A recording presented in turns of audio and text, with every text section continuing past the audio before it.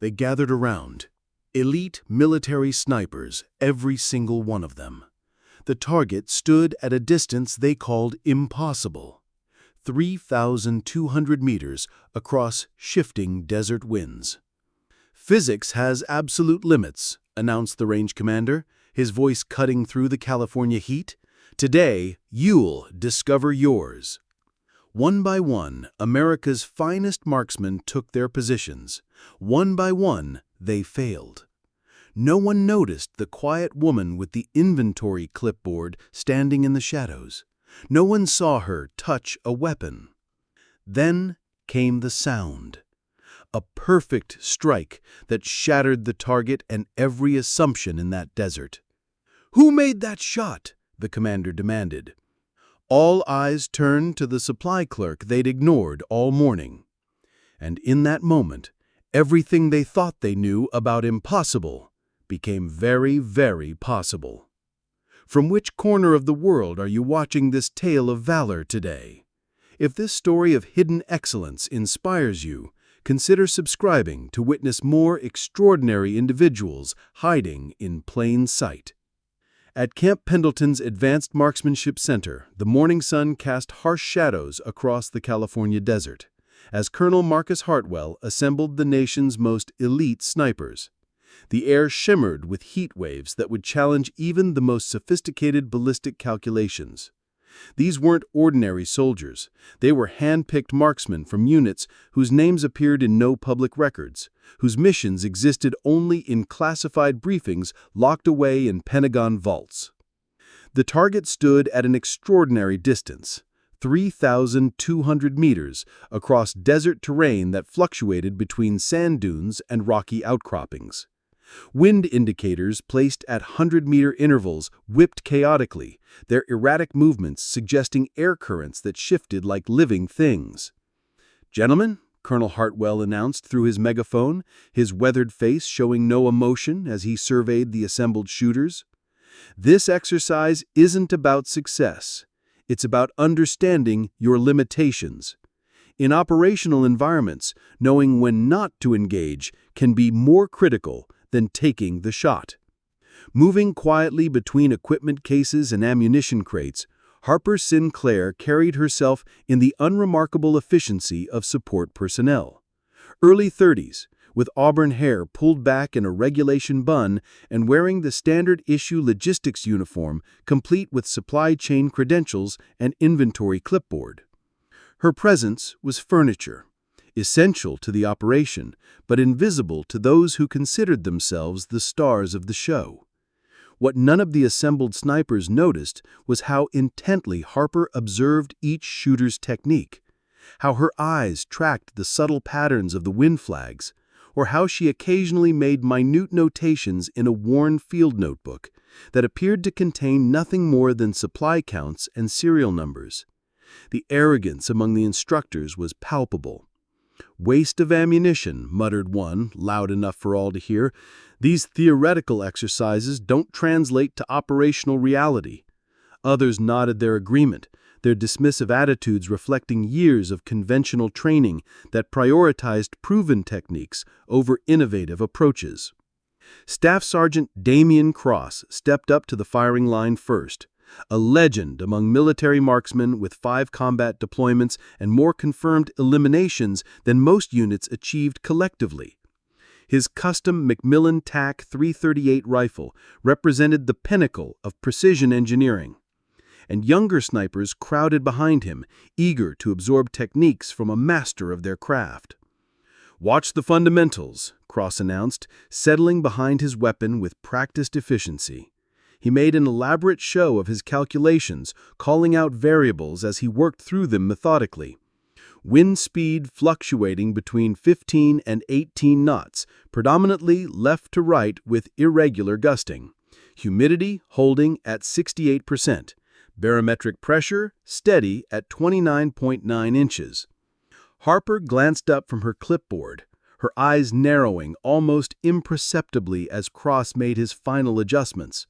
Her fingers twitched slightly, as if making invisible corrections to calculations only she could see. Cross fired. Through high-powered spotting scopes, the observers watched his round impact the desert floor nearly 4 meters left of the target, a significant miss even by the day's challenging standards. "Textbook physics," he announced to his audience, showing no disappointment in his tone. "That target represents the absolute limits of current ballistic science.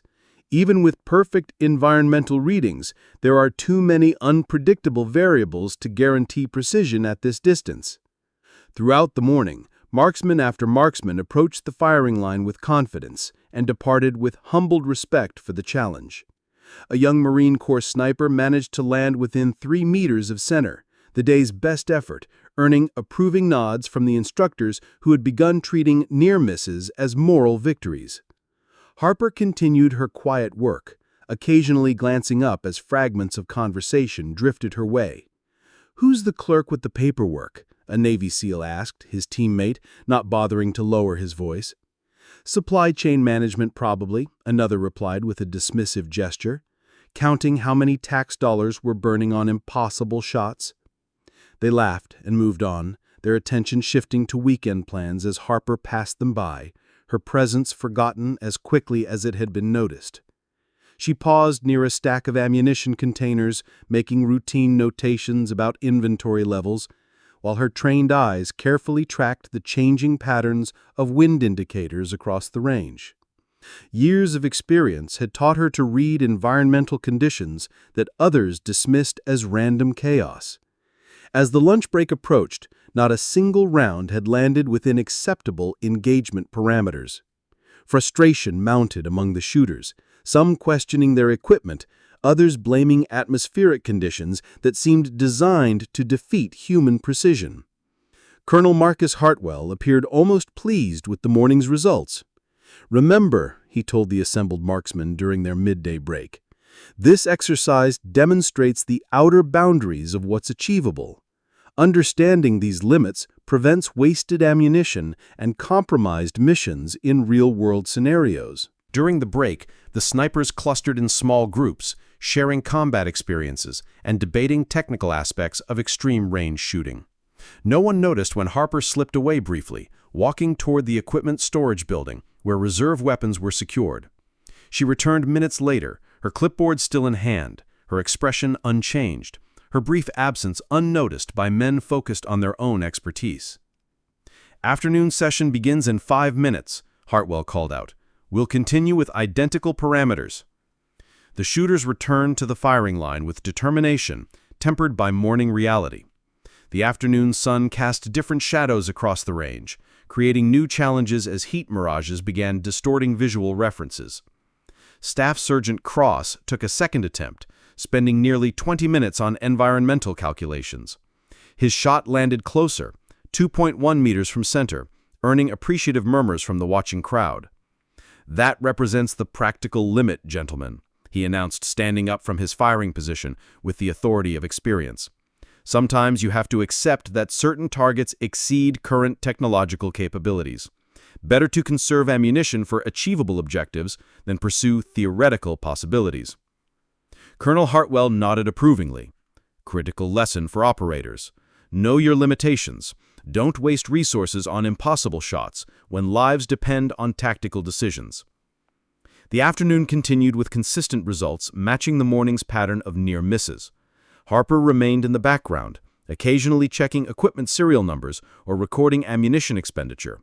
If anyone had observed closely, they might have noticed how she positioned herself with unobstructed views of wind indicators at crucial moments, how she timed her movements with the shifting patterns of desert air currents. As the sun began its descent toward the western horizon, Colonel Hartwell consulted his schedule. "Final shooter," he announced. "Where is Lieutenant Commander Reynolds?" "Sir," a staff sergeant responded from the back of the group. "He was recalled to headquarters, something about an urgent briefing with Fleet Command." Hartwell nodded acknowledgement. "Understood. That concludes today's exercise. Tomorrow we'll analyze collected data and discuss practical applications for—" "A tremendous crack!" echoed across the desert range, cutting the colonel off mid-sentence. The target, which had withstood hundreds of rounds throughout the day, erupted in a perfect bullseye impact. the center section disintegrating in a spray of splinters and dust that caught the afternoon light like golden snow. Absolute silence fell across the range. Then, controlled chaos erupted, as trained professionals struggled to process what they had witnessed. "Who fired?" Hartwell demanded, his composed demeanor shattered completely. "Which one of you discharged a weapon without authorization?" The snipers exchanged confused glances. No one had heard a muzzle report, except for the distant impact. Range safety officers frantically checked their logs, trying to determine who had been positioned where during the unauthorized shot. Through spotting scopes, observers confirmed what seemed to defy ballistic science: a perfect center-mass hit at 3,200 meters under challenging conditions that had defeated every other attempt. "Check the northern perimeter," Cross ordered, grabbing a scope and scanning distant ridgelines. "Must be someone operating from an alternate position, playing games with our exercise." Range security personnel radioed confirmed that all boundaries remained secure. No unauthorized personnel had entered the training area. No alternate firing positions showed evidence of recent occupation. Ballistic calculations were hastily scrawled on whiteboards as instructors attempted to reverse engineer a shot that contradicted their understanding of physical limitations. The trajectory required to achieve such precision under prevailing conditions seemed to violate established principles of long-range marksmanship. A young Marine finally spoke up, pointing toward the equipment area. "Sir, I observed her, that logistics woman. She was near the weapons storage when the target was struck." All eyes turned toward Harper, who stood quietly beside a stack of equipment cases, looking down at her clipboard as if the surrounding commotion held no relevance to her routine duties. Colonel Hartwell approached Harper with measured steps, his imposing frame towering over her slight build. His face had darkened with a mixture of confusion and administrative anger. "Ma'am," he said with forced calm, "did you discharge a weapon on my range without proper authorization?" "Yes, sir," she replied softly, her voice barely audible above the murmurs of the gathered marksmen. The murmurs transformed into expressions of disbelief, then barely suppressed laughter.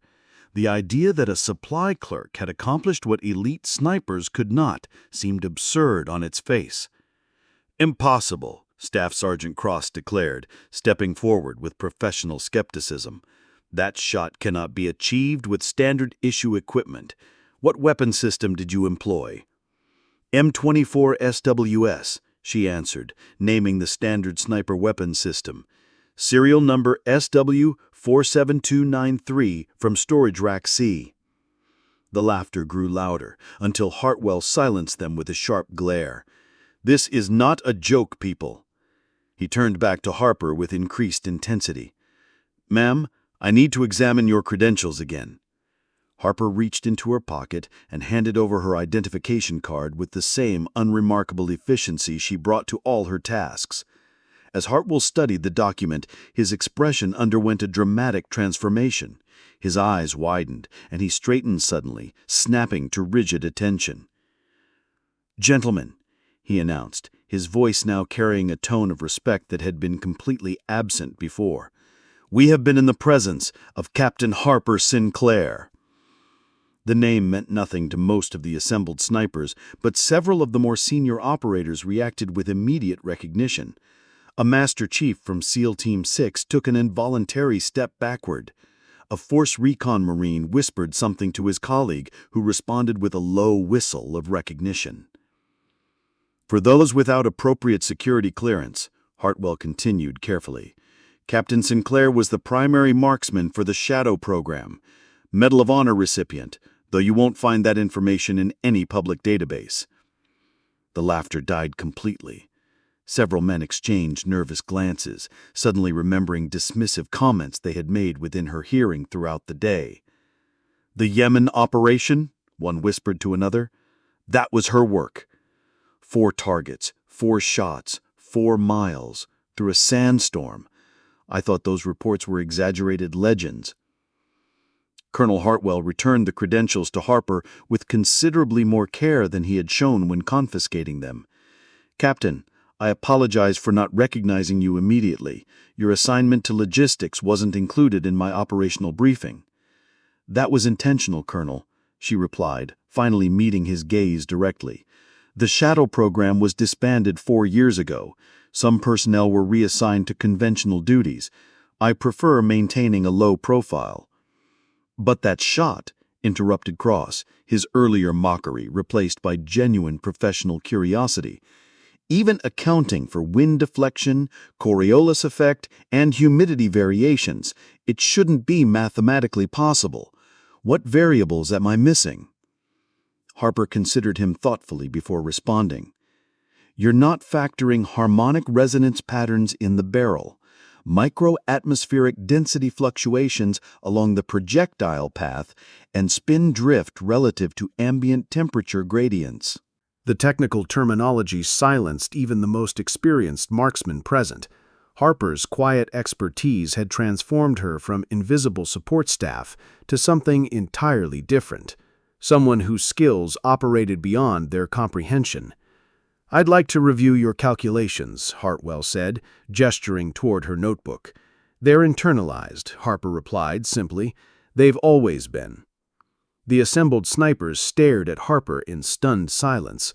The logistics clerk they had dismissed throughout the day had just accomplished the impossible shot they had all failed to achieve.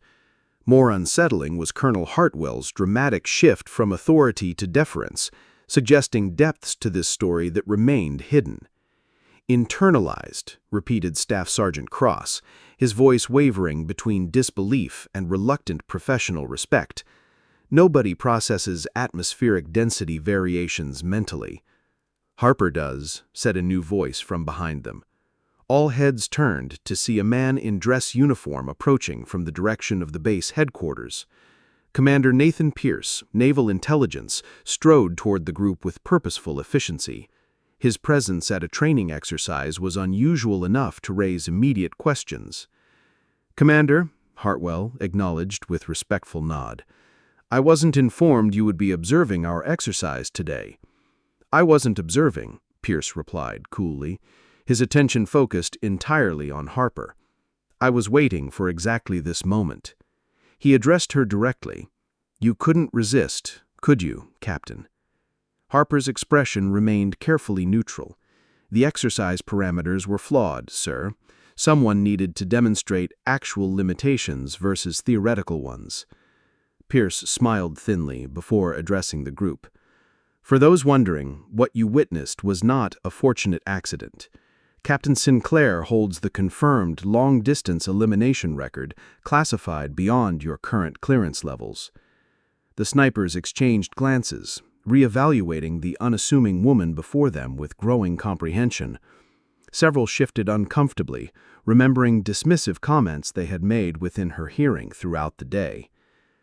"Shadow program," muttered one of the older SEALs. "I thought that was just rumor and speculation." "It was very real," Pierce confirmed grimly, "until budget constraints and certain political considerations led to its termination 4 years ago." Harper finally looked up, meeting the eyes of the assembled marksmen for the first time all day. Her gaze was penetrating and analytical, as if she was still making calculations about each individual present. "I wasn't always logistics, gentlemen," she said quietly. "When the Shadow program was shuttered, some personnel were redistributed to conventional assignments." "Wasted," Commander Pierce said with undisguised bitterness.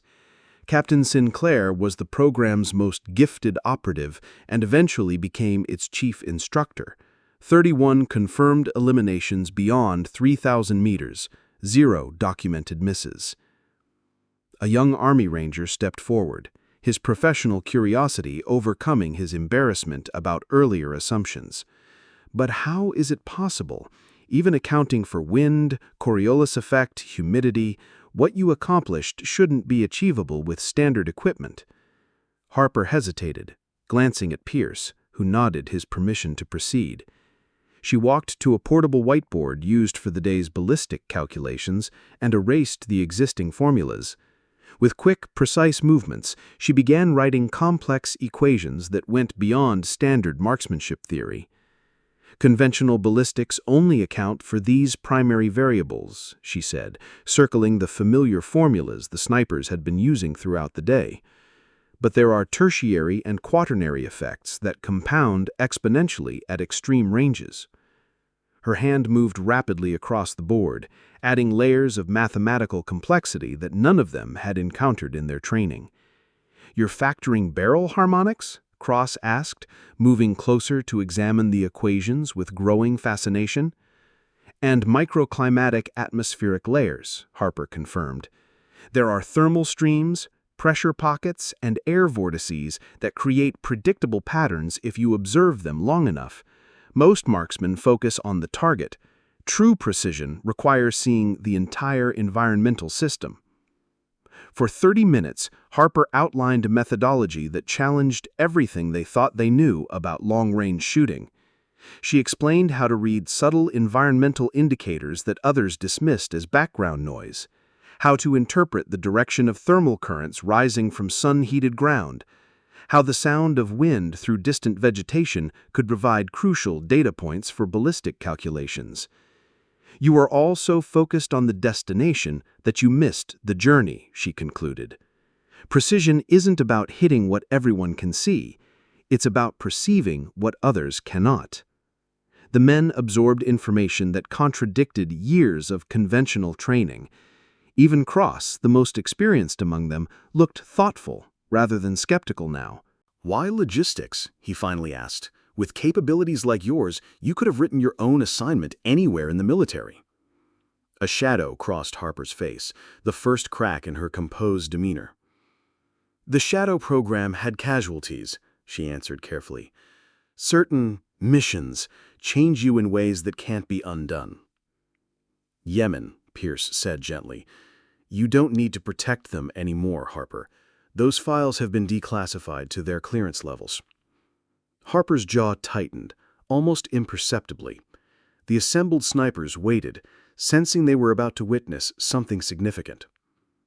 4 years ago, Pierce explained, a high-value target was identified in Sana'a, Yemen. Multiple intelligence agencies had been tracking this individual for orchestrating attacks on American personnel across the Middle East. The elimination window was narrow, 8 minutes of exposure with the target surrounded by civilian shields. "Sandstorm conditions," added one of the senior snipers, who seemed familiar with the classified operation. "Visibility near zero," Pierce nodded. "Every agency declared the shot impossible. 4 kilometers through a weather that grounded our air assets. Captain Sinclair volunteered for the mission." "You had spotters?" asked a young Marine, clearly impressed by the operational complexity. "None," Harper said quietly. "Spotters couldn't see through the storm conditions. I used meteorological data and mathematical modeling to predict target location and movement patterns." 4 shots, Pierce continued solemnly. 4 confirmed eliminations, the primary target and 3 security personnel neutralized simultaneously. 0 civilian casualties, mission accomplished under conditions that defied probability. "That's not humanly possible," Cross said, but his tone lacked conviction. "The official after-action report classified it as beyond statistical probability," Pierce acknowledged. "Some analysts suggested extraordinary luck. Those who knew Captain Sinclair's capabilities knew better." "But something went wrong," Colonel Hartwell prompted, sensing there was more to the story. Harper turned away from the group, her gaze fixed on the distant target range. "Intelligence was compromised," she said with quiet finality. "The security personnel were the target's teenage sons." Heavy silence fell over the assembled marksmen. These were hardened professionals who understood the weight of such revelations, the psychological toll they extracted from even the most disciplined operators. "They were armed," Pierce pointed out defensively. "They participated in their father's terrorist operations. The mission parameters were clear." "They were children," Harper said with absolute finality. "My calculations were flawless. My intelligence was not." After that operation, I requested immediate reassignment to non-operational duties. The mood shifted palpably. These experienced soldiers understood the burden of such mistakes, the lasting impact they had on even the most mentally resilient individuals. "So you buried yourself in logistics," Hartwell concluded with new understanding. "Until today." "I had no intention of revealing my background," Harper admitted. "But listening all day to discussions about impossible shots and physics limitations when I knew the truth, pride got the better of my judgment." "Pride," Cross said with unexpected empathy, "gets the best of us all sometimes. It's what makes us human." Commander Pierce checked his watch with practiced efficiency. "Colonel, I need to debrief Captain Sinclair immediately. Then I believe she should return to her quarters. It's been an eventful day." As Harper gathered her notebook and clipboard, the snipers watched her with completely transformed perspectives. The invisible woman had become the center of their attention and respect. Some looked ashamed of their earlier dismissiveness, others intrigued by what they had learned, but all regarded her with profound professional respect. 0700 hours tomorrow, gentlemen. Regular training schedule resumes. Dismissed." The marksmen dispersed slowly, many casting backward glances at Harper as she walked away with Commander Pierce. Their conversations were hushed but animated, piecing together fragments of classified operations they had heard rumors about over the years. "I told you the Shadow program was real," one SEAL said to his teammate with satisfaction.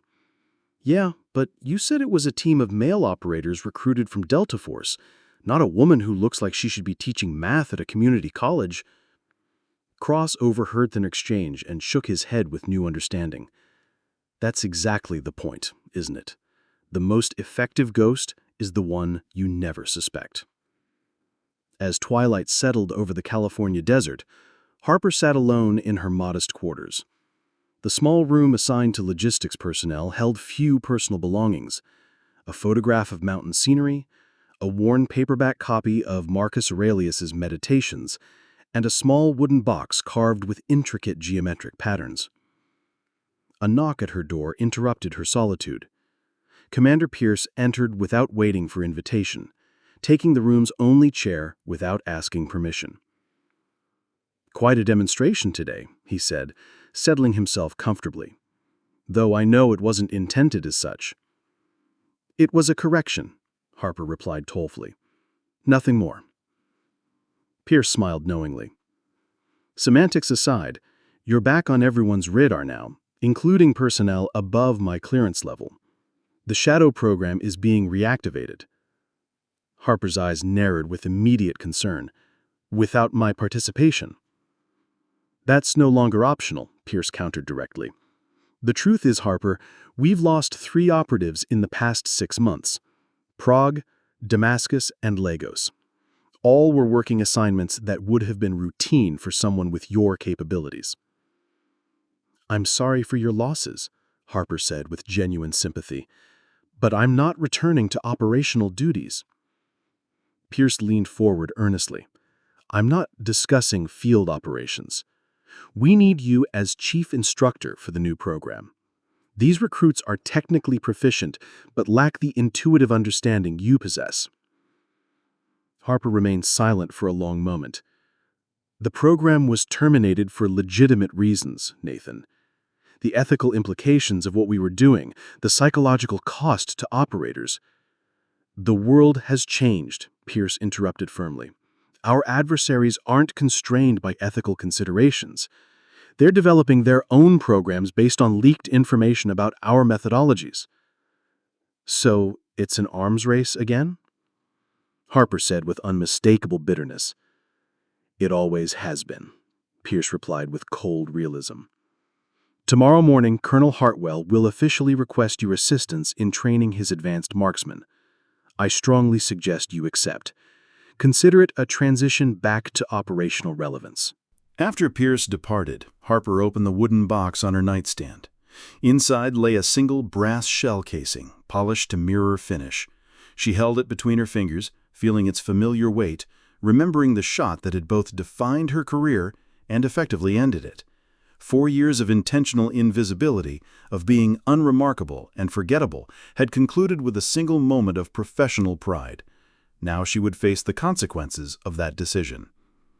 Morning arrived with desert clarity that matched Harper's mental state. She had slept little but felt sharp and focused. When she arrived at the range, she found it transformed. Where yesterday she had been invisible, today every sniper stood at respectful attention as she approached. Colonel Hartwell waited at the firing line, his demeanor formal but genuinely respectful. "Captain Sinclair," he greeted, "I received orders overnight regarding your status change. The Shadow program is being reactivated under new parameters. They want you to head training operations." She had expected this after her conversation with Pierce the night before, but hearing it officially still sent conflicting emotions through her. Harper looked past Colonel Hartwell to the distant target range, the scene of yesterday's revelation that had changed everything. "I left that life behind for important reasons, Colonel," she said carefully. "Sometimes our greatest gifts aren't meant just for ourselves," he replied, with unexpected gentleness. "These men need what only you can teach them, not just shooting technique, but the mental discipline to handle impossible situations." The assembled snipers waited expectantly. Staff Sergeant Cross, who had been the most vocal skeptic yesterday, stepped forward. The proud, almost arrogant demeanor he had displayed yesterday was gone, replaced by something Harper recognized immediately: the humility that comes when a true master encounters someone operating at a level beyond their comprehension. Cross held out his personal spotting scope, a custom-built instrument with modifications unavailable to general military personnel. "Captain," he said, his voice carrying across the silent range, "whatever happened in Yemen, whatever made you walk away from operations, we've all carried ghosts from our missions. But what you demonstrated yesterday wasn't just marksmanship. That was artistry." The offering represented more than expensive equipment. Among snipers, personal optics were sacred, extensions of themselves, tools that became integral to their professional identity. For Cross to offer his was a gesture of profound respect and acceptance. Harper accepted the scope, weighing both it and her decision carefully. She studied the faces of the men watching her, young faces mostly, though weathered beyond their years by combat responsibilities and the weight of life and death decisions. They reminded her of the recruits she had trained before Yemen, before she had lost faith in her own judgment and the system that employed her skills. After a moment that seemed to stretch across the desert like the heat mirages themselves, she nodded with quiet determination.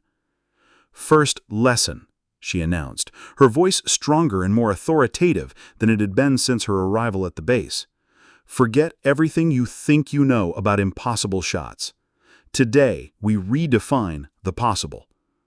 A visible wave of relief passed through the assembled marksmen. Colonel Hartwell allowed himself a small smile before resuming his customary stern expression. "We've prepared the advanced training facility, classroom space, computer simulation equipment, and direct access to variable distance ranges for practical applications." "I don't need those resources," Harper replied with quiet confidence. "Just give me the men, their weapons, and access to changing terrain conditions. True marksmanship isn't learned in classrooms. It's learned in wind and rain and failing light. Theory has its place, but only after practice has established proper foundations." "As you wish, Captain," Hartwell agreed. "Where would you like to begin this transformation?" Harper surveyed the group with analytical eyes, already beginning her assessment of each individual's potential and limitations. "Who came closest to hitting yesterday's target?" A young Army Ranger hesitatingly raised his hand. "I was about 2.1 meters off center, ma'am." "Your name and unit?" "Specialist Marcus Webb, ma'am, 3rd Ranger Battalion." Harper nodded approvingly. "Specialist Webb, retrieve your rifle and meet me at the firing line. Everyone else observe in silence at least 5 meters behind our position." As Webb hurried to collect his equipment, Commander Pierce appeared at Harper's side with characteristic timing. "You're accepting the position, then," he said quietly, though it was more statement than question. "For now," she replied with measured commitment, "but strictly on my terms. No classified operations, no field deployments, training exclusively." "Of course. Pierce agreed smoothly, though something in his tone suggested the matter wasn't permanently settled. I'll inform Washington immediately. They'll be very pleased with this development. When Webb returned with his rifle, a standard-issue M24 SWS, Harper directed him to assume his firing position. The young ranger moved with the fluid efficiency of thorough training, settling behind his weapon with practiced competence. "Fire when ready," Harper instructed calmly. "Same target as yesterday's exercise." Webb went through his established routine, checking wind indicators, making environmental calculations, adjusting his scope settings methodically. He fired with confidence. Through spotting scopes, they observed his round impact approximately 1.9 meters left of center, slightly better than his previous day's performance, but still well outside acceptable engagement parameters. "Improved from yesterday," Harper acknowledged fairly. "Now, set aside your calculations completely." Webb looked up with obvious confusion. "Ma'am?" "Your mathematical formulas are constraining your potential," Harper explained patiently. "I want you to feel the shot, not compute it." The young ranger's confusion deepened visibly. I don't understand the instruction, ma'am." Instead of providing immediate explanation, Harper knelt beside him with quiet authority. "Close your eyes. Tell me what you feel through your senses." Webb hesitantly closed his eyes as directed. "I feel the ground solid beneath my position, the rifle stock against my shoulder. Normal equipment contact." "Deeper awareness," Harper urged gently. "Feel the air moving across your exposed skin. Is the movement constant? Does it pulse rhythmically? Where does it originate?" For several minutes, she guided him through a sensory awareness exercise, unlike anything in conventional sniper training. The observers watched with increasing fascination as Webb's breathing pattern changed, becoming deeper and more synchronized with the subtle environmental movements around him. "Now open your eyes and fire when you feel instinctively ready," Harper instructed. "Don't calculate angles or wind speed. Just feel the moment when all elements align naturally." Webb opened his eyes, but instead of immediately preparing to fire, he remained motionless, breathing steadily and observing. Almost a full minute passed before he made minor adjustments to his scope and gently squeezed the trigger with newfound confidence. Through spotting scopes, the observers saw his round impact just 0.6 meters from perfect center, a dramatic improvement that seemed to violate everything they understood about marksmanship progression. Webb looked up with astonishment. "How did that happen, ma'am?" "You stopped fighting the environment and became part of it," Harper explained with quiet satisfaction. "Ballistic calculations are essential foundation, but they're only the beginning of true precision. Real accuracy comes when you develop sensitivity to environmental elements most people unconsciously filter out." For the remainder of the morning, Harper worked individually with each marksman, guiding them through similar exercises that challenged their conventional training. By noon, every shooter had improved his accuracy significantly, some by margins that seemed impossible given their previous plateau of performance. Even Cross managed to reduce his error margin by over 70%, achieving precision he had never before demonstrated at such extreme ranges. As they broke for lunch, the atmosphere had transformed completely from the previous day's exercise. Where there had been skepticism and professional arrogance, now there was focused attention and genuine respect for unconventional methods that produced undeniable results. Harper had proven herself not just with a single impossible shot, but with the ability to immediately enhance the performance of already elite soldiers through methods that transcended traditional training paradigms. Staff Sergeant Cross approached with a final thought. "Captain, having the privilege to learn these techniques, it's an honor for us, but I have a question. Why are these capabilities being shared now? Why not before?" Harper thought for a long moment. "Because, Cross, sometimes the most valuable lessons are learned after suffering. What happened in Yemen taught me that making the perfect shot isn't enough. You have to make the right shot.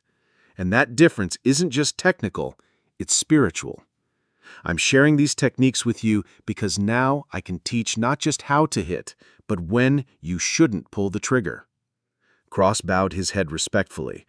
I understand, ma'am, and we're grateful you carry that responsibility. 6 months passed. Under Harper's guidance, the sniper school underwent a revolutionary transformation. Traditional methods were supplemented with her unconventional approaches. Meditation became a part of the daily routine. Sensory awareness exercises were integrated into every phase of training.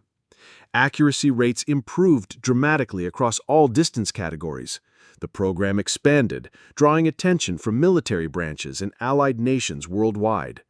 At the farthest range, Harper worked with young Elena Rodriguez, a former Olympic biathlete who had progressed faster than anyone anticipated.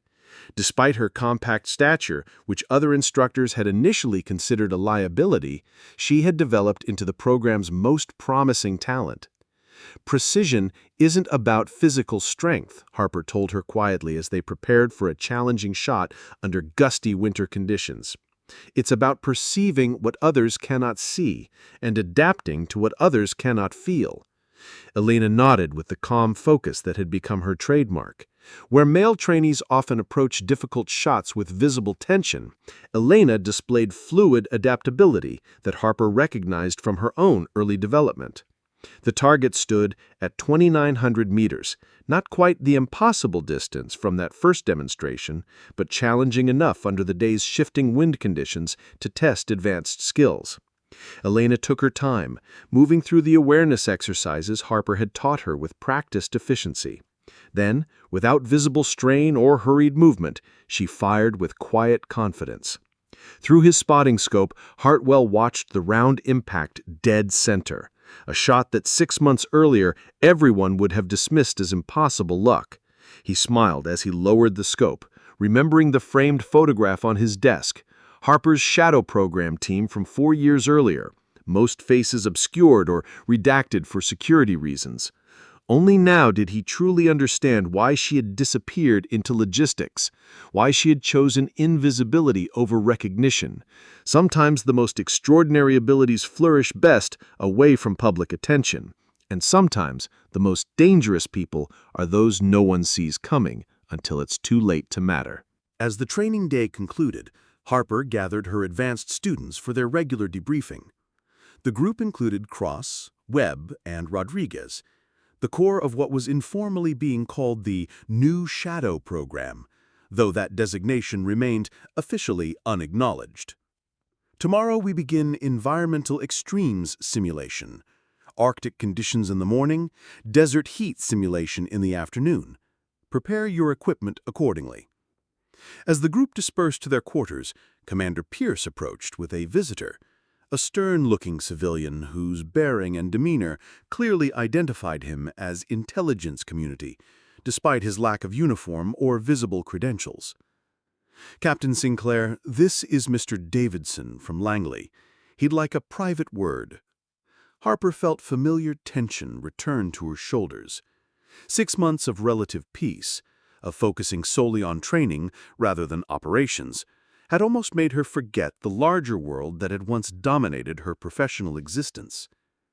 Captain, Davidson began without preamble, your program has produced remarkable results. The accuracy improvements alone justify our investment many times over. Thank you, Harper replied cautiously, sensing additional agenda behind the compliment. We have a developing situation in Kazakhstan, Davidson continued, confirming her suspicions about the meeting's true purpose. Critical intelligence suggests an imminent threat to American interests in the region. We need your professional perspective on the matter. My perspective or my operational capabilities? Harper asked directly, cutting through diplomatic language. Davidson didn't flinch at her directness. Both potentially, but initially just consultation and strategic assessment. No field deployment is being requested at this time. Harper looked across the training range where her students were securing equipment for the night. Elena caught her eye and gave a small, respectful nod before turning away with the others. In that moment, Harper recognized something in the young woman that she had once seen in herself. Exceptional talent, coupled with the heavy burden of responsibility that such abilities inevitably carry. "Consultation exclusively," Harper said firmly to Davidson. "I don't take operational shots anymore. That part of my career is permanently closed." "Of course," he agreed smoothly, though something in his tone suggested the matter wasn't necessarily permanently settled. "The briefing is scheduled for 0700 hours tomorrow morning. Classified conference room in Building C." As Davidson walked away with measured steps, Pierce remained behind, studying Harper's face in the fading desert light. "You knew this would happen eventually," he said quietly. "Yes," Harper acknowledged without hesitation. "But now it happens on my terms, not theirs." Pierce studied her expression carefully. "You've changed, Harper. 6 months ago, you would have refused outright without consideration." She considered this observation thoughtfully. "6 months ago, I was hiding from my capabilities. Now I'm choosing how to use them. The difference is subtle, but profound." The distinction was more significant than it might appear to outside observers. In returning to teach others what she knew, she had rediscovered something she thought she had lost in Yemen. Not just professional purpose, but personal agency. The ability to decide how her extraordinary skills would be employed, rather than allowing others to make those decisions for her.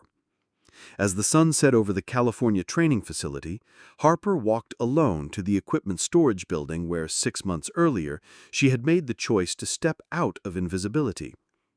The rifle she had used that day, the standard issue M24 that had accomplished what specialized equipment could not, hung again on its designated rack.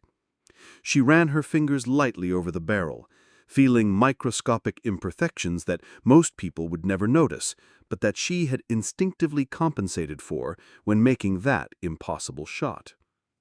The weapon was unremarkable by most standards, but in the right hands it had demonstrated that impossible was often just another word for unexpected. Tomorrow would bring new challenges, new requests for her abilities, new tests of her resolve to remain an instructor rather than an operator. But tonight she was content knowing that she had found her way back to purpose without losing her soul in the process. Sometimes the most dangerous people are those no one sees coming. But sometimes the most valuable people are those who choose to be seen teaching others to be dangerous in their place. The story of Harper Sinclair, the ghost who became visible, the operator who became a teacher, and the impossible shot that changed everything, would continue. But now it would be written on her terms, one student at a time, one lesson at a time, one impossible shot made possible at a time. From the shadows of logistics to the spotlight of elite training, she had found her way home to herself, and in teaching others to see what she could see, to feel what she could feel, to achieve what they had thought impossible, she had discovered that the greatest precision comes not from taking the perfect shot, but from creating the conditions for others to take theirs. The desert wind whispered across the training grounds as Harper secured the building and walked towards her quarters, leaving behind another day of turning the impossible into the inevitable, one student at a time.